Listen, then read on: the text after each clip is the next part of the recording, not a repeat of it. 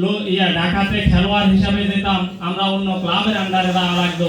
আমাদের একটা টুর্নামেন্টে অংশগ্রহণ করার মতো লক্ষ্মীপুর জেলার মধ্যে এমন কোনো একাডেমি ছিল না, ক্লাব ছিল না। লক্ষ্মীপুর জেলার রামগঞ্জ উপজেলার রাধাপুরে রাধাপুর স্পোর্টিং ক্লাবের শুভ উদ্বোধন করা হয়। উদ্বোধনকালে প্রধান অতিথি হিসেবে উপস্থিত ছিলেন রাধাপুর স্পোর্টিং ক্লাবের প্রধান উপদেষ্টা ও সাবেক কেন্দ্রীয় স্বেচ্ছাসেবক দলের সহসভাপতি জাকির হোসেন মিজান।